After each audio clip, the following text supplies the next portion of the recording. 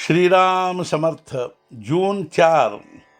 परमार्थ में अभिमान ही बाधा बनता है। शास्त्र में दो बातें कही गई हैं, इहलोक और परलोक दोनों कैसे साधे जाए, ये बातें स्पष्ट की गई है। किंतु हम गृहस्थी को अनिवार्य और परमार्थ को फुर्सत का मानते हैं।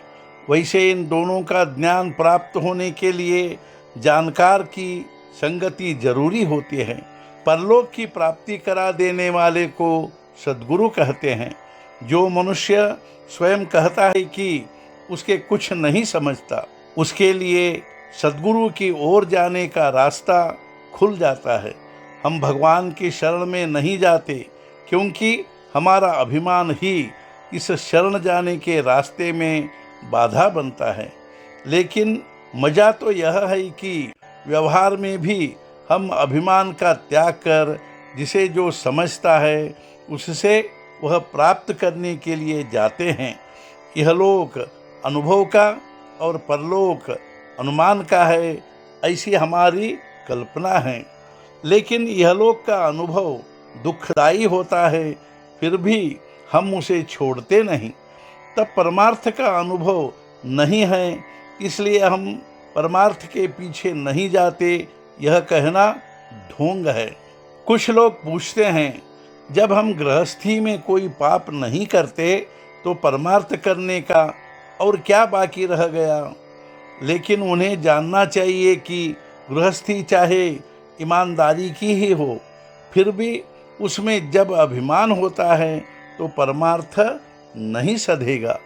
राम ही सबका करता धरता है, यह भान जब तक नहीं होता तब तक यानी पूर्ण निरभिमानी होने के सिवाय परमार्थ कैसे सधेगा। मैं देह हूँ, ऐसा सोचना ही अभिमान मूलक है। देह बुद्धि का मतलब ही वासना है।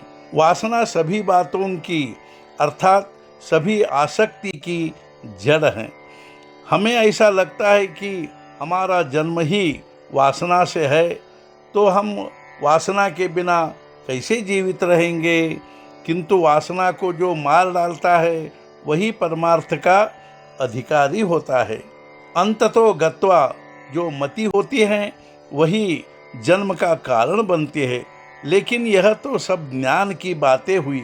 हमें चाहिए कि हम यह सब अनुभव के द्वारा जान पाए।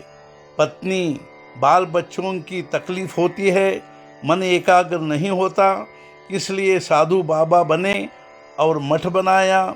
लोग आने लगे, उनके भोजन के लिए भिक्षा मांगने लगे। लेकिन भगवान ही सबको भोजन देता है, यह भूल गए। छत से पानी चूने लगा तो उसकी मरम्मत की चिंता करने लगे। सवाल यह है कि फिर घर बार ने ही क्या बिगाड़ा था। ऐसे साधु बाबा बनने के बजाय गृहस्थी में रहते तो क्या बुरा था। तात्पर्य यह कि जो परमार्थ को ठीक ठीक समझकर उसका आचरण करेगा उसे वह जल्दी सधेगा। अतः उस व्यक्ति को गृहस्थी छोड़कर कहीं जाने की जरूरत नहीं होगी। परमार्थ में बाह्य आडंबर को महत्व नहीं, बल्कि उसके लिए आवश्यक स्थिर वृत्ति है। भगवान का निरंतर अनुसंधान ही वृत्ति स्थिर करने का एकमात्र उपाय है। आज का मुख्य विचार, परमार्थ के लिए कोई भी परिस्थिति वर्ज्य नहीं है, लेकिन अपनी वृत्ति स्थिर होनी चाहिए। सद्गुरुनाथ महाराज की जय। जय जय रघुवीर समर्थ।